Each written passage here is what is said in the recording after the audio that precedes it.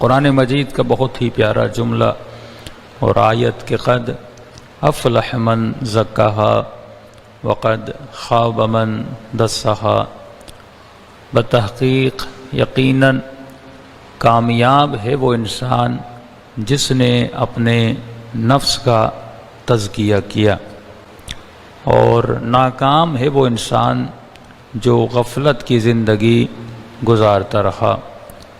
تو ہر علم کے حاصل کرنے سے پہلے اس کا تزکیہ ضروری ہے۔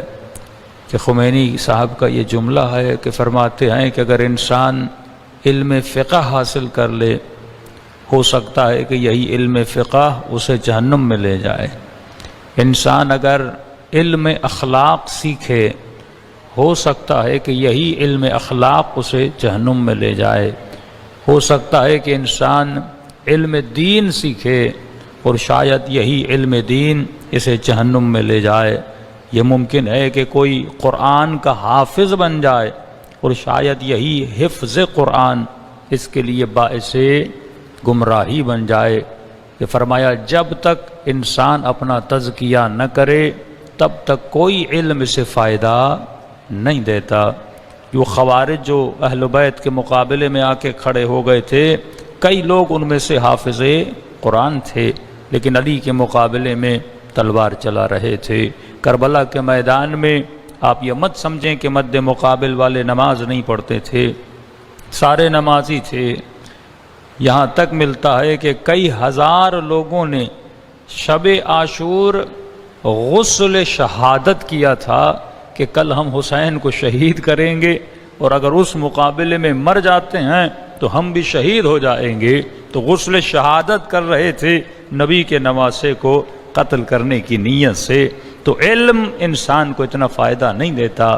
ہو سکتا ہے کوئی خطیب بن جائے، کوئی ذاکر بن جائے، کوئی عزادار بن جائے، کوئی حاجی بن جائے اور خود کو حاجی کہلوائے، لیکن شاید یہی حاجی کا نام جو ہے جسے گمراہی کی طرف لے جائے، کیونکہ یہ جو کچھ کر رہا ہوگا شاید اپنی ذات کے خاطر کر رہا ہو، شاید اپنے نام کے خاطر کر رہا ہو۔ تو فرمایا سب سے بڑا مجتہد بھی کیوں نہ ہو، کہ امام زمانہ نے بھی جو شرط بتائی تھی صائنن لنفس تھا، یعنی جب تک اس کے وجود میں نفس کا تزکیہ نہیں ہے، جب تک خود کو پاک نہیں کرتا، تب تک دنیا کا بہترین علم بھی اسے فائدہ نہیں دیتا۔ یعنی بندے کا اگر تزکیہ نہ ہو، وہ صحبت رسول میں بھی رہے پھر بھی منافق رہتا ہے، اور بندے کا تزکیہ ہو، نبی سے دور بھی رہا تھا لیکن نبی جب آئے تو نبی کو اس کی خوشبو آ رہی تھی۔ یہ تزکیے کا نتیجہ ہے کہ جو کربلا سے مولا حسین کے ساتھ کئی ایسے لوگ تھے جو چلے تھے، لیکن شب عاشور مولا کو چھوڑ کے چلے گئے۔ جنگ امام حسن میں کتنے لوگ مولا کے ساتھ تھے، لیکن انہی لوگوں نے مولا کے پاؤں سے مسلح بھی کھینچا تھا اور مولا کو زخمی بھی کیا تھا۔ یعنی جو لشکر ناصر بن کے آیا تھا وہی لشکر قاتل بننے چلا تھا، کیونکہ مولا کے ساتھ تو تھے لیکن وجود میں تزکیہ نہیں تھا۔ میں آسان سی مثال دے کر بیان کروں آپ کی نگاہوں میں کہ دیکھیے ایک گلاس کا تصور کیجئے، اگر یہ گلاس نجس ہے تو اس کے اندر آب زمزم بھی جائے گا وہ نجس ہو جائے گا، نہر فرات کا پانی بھی جائے گا وہ نجس ہو جائے گا۔ تو اسی لیے سب سے پہلے ضروری ہے کہ گلاس کو پاک کیا جائے، اس کے بعد اس میں پانی ڈالا جائے۔ تو اسی طرح سب سے پہلے ضروری ہے کہ اپنے ظرف وجود کو پاک کرو، اور یہ ظرف وجود جب پاک ہو جاتا ہے، اب اس میں اگر عزاداری ڈالو گے، اب اس میں اگر حسین ابن علی کے غم میں گرے ہوئے آنسو ڈالو گے، اب جو نماز پڑھو گے، اب جو عبادت کرو گے، وہ عبادت بھی پاک و پاکیزہ عبادت ہوگی اور راہ خدا میں قابل قبول ہوگی۔ تبھی قرآن میں آواز آئی وَيُزَكِّيهِمْ وَيُعَلِّمُهُمُ الْكِتَابَ، اے حبیب پہلے ان کا تزکیہ کرنا پھر انہیں تعلیم دینا، کیونکہ تزکیے کے بغیر تعلیم کسی کام کی نہیں۔ اسی طرح اگر مومن اپنا تزکیہ نہ کرے تو اس تزکیے کے بغیر نہ مجلس سننے کا فائدہ ہے، نہ قرآن پڑھنے کا فائدہ ہے، نہ نماز پڑھنے کا فائدہ ہے، نہ کربلا جانے کا فائدہ ہے۔ اب بندے کا تزکیہ نہیں ہوگا، وہ قافلے میں جائے گا، ایک روٹی کی خاطر دوسرے مومن سے لڑے گا، ایک چائے کی کپ کی خاطر وہ لوگوں کو گالیاں دے گا، تھوڑی سی سہولت نہ ملی وہ لڑ پڑے گا، کیونکہ کیونکہ اس کا کیا نہیں ہے؟ تزکیہ نہیں ہے۔ یہ کربلا تو آیا ہے لیکن اسے یہ نہیں پتا کہ سفر زیارت یا سفر عبادت میں صبر بھی ساتھ میں ہوتا ہے، شکر بھی ساتھ میں ہوتا ہے۔ اگر بندے کا تزکیہ نہیں ہوگا، مسجد میں بھی ہوگا تو غیبت کرے گا، بندے کا تزکیہ نہیں ہوگا تو اپنے بڑوں کا احترام نہیں کرے گا۔ یہ علی والا ہوگا لیکن اگر تزکیہ نہ ہوگا، نہ باپ کا احترام کرے گا نہ ماں کا احترام کرے گا۔ لیکن اگر وجود مزکی ہوگا، اس کا تزکیہ ہو چکا ہوگا، تو خدا اسے کبھی کبھی حر بھی بنا دیتا ہے۔ یہ حر کا تزکیہ تھا کہ جب امام نے کہا حر تجھ پہ تیری ماں روئے، جملہ تو حر بھی کہہ سکتا تھا لیکن حر نے اپنے نفس کو مزکی کیا تھا، کہا اے نفس 1 منٹ کے لیے رک جا، تیری ماں معمولی عورت ہے اور حسین کی ماں سیدۃ نساء العالمین ہے۔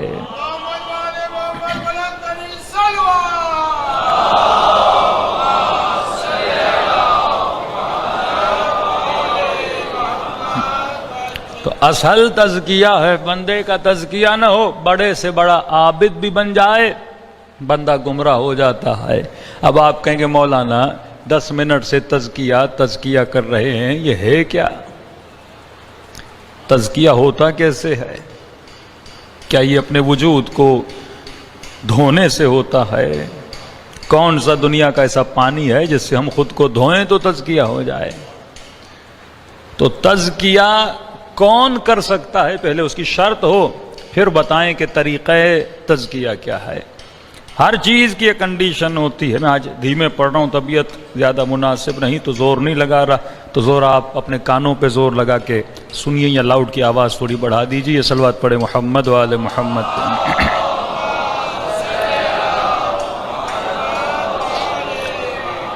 تو تزکیے کی سب سے پہلی شرط یہ ہے کہ اپنے وجود میں ایک صفت کو پیدا کرو، اور اگر وہ صفت پیدا ہو گئی تو راہ تزکیے پہ چلنے کی صلاحیت رکھ سکتا ہے۔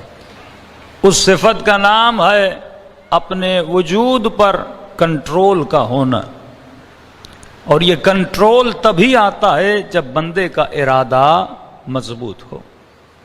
اگر آپ کا ارادہ کمزور ہوگا، آپ کا کنٹرول کمزور ہوگا، اور جب کنٹرول کمزور ہوگا تو آپ خود کو نہیں چلا رہے ہوں گے، کوئی اور آپ کو چلا رہا ہوگا۔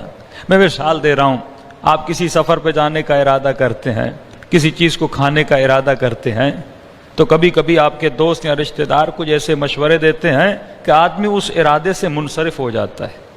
اس کا مطلب اس کام میں جو میرا ارادہ تھا وہ بڑا کمزور تھا۔ لوگ فوراً میرے ارادوں کو کیا کر سکتے ہیں؟ بدل سکتے ہیں۔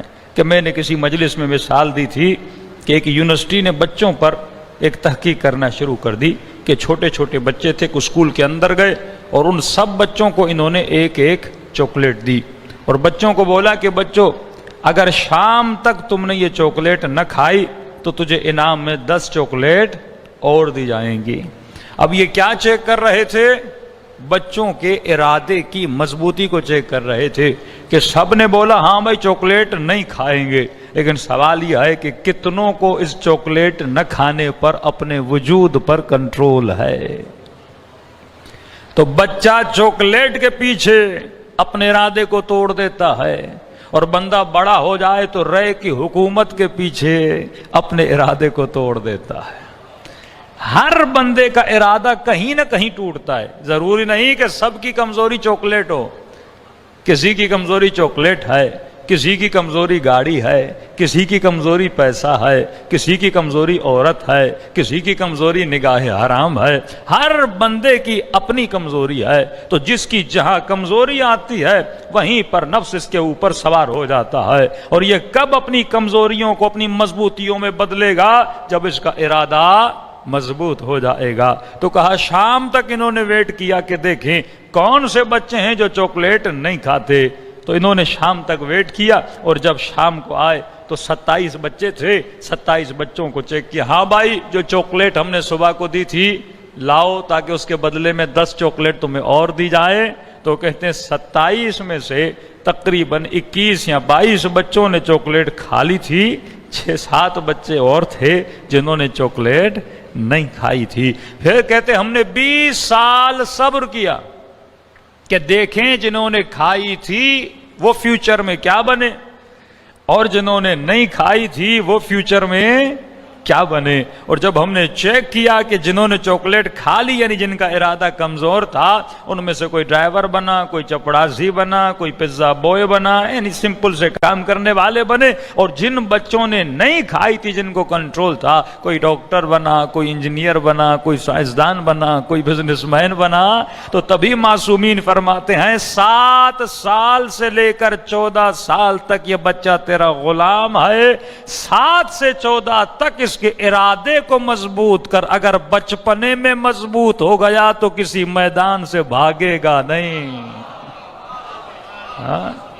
یہ قرآن جو صفات بتاتا ہے کہ لوگ میدانوں کو چھوڑ کے بھاگ جاتے تھے، یہ ارادے کی کمزوری ہے۔ اگر ارادہ بندے کا مضبوط ہو تو ٹوٹی ہوئی تلوار سے بھی دفاع کرتا ہوا نظر آتا ہے۔ اگر ارادہ بندے کا مضبوط ہو تو کربلا سجتی ہوئی نظر آتی ہے۔ یہ 72 وہ تھے جن کے ارادے مضبوط تھے۔ زہیر کیسا بھی تھا، اس کا مذہب کیا بھی تھا اس سے پہلے، لیکن حسین جانتے تھے کہ زہیر کا ارادہ مضبوط ہے، وہب کا ارادہ مضبوط ہے، حر کا ارادہ مضبوط ہے۔ اب اگر تو دین باطل پر بھی ہے پر تیرا ارادہ مضبوط ہے تو اہل بیت کوشش کرتے ہیں تجھے اپنے مکتب میں لا دیں۔ میں مثال دوں نا، 100 بندے شیعہ ہوں لیکن ارادہ کمزور ہو، لیکن ایک بندہ شیعہ نہ ہو، کسی اور مکتب میں ہو، تو بندہ کہے گا یہ ایک مجھے دے دو، یہ 100 لے لو، کیونکہ آج 7 ہوتے ہیں کل 7 نہیں ہوتے۔ کبھی بولتے ہیں یا علی گرمی ہے، کبھی بولتے ہیں یا علی زردی ہے۔ تب امام نے فرمایا کہ جو شامی تھے امیر شام کے ساتھ، ان کے ارادے بڑے مضبوط ہوتے تھے، کہ فرمایا جب وہ اپنے باطل پہ ہوتے ہوئے باطل پر اتنی مضبوطی سے کھڑے ہیں، تو حق پہ ہوتے ہوئے اپنی حق کے لیے کیوں نہیں لڑتا؟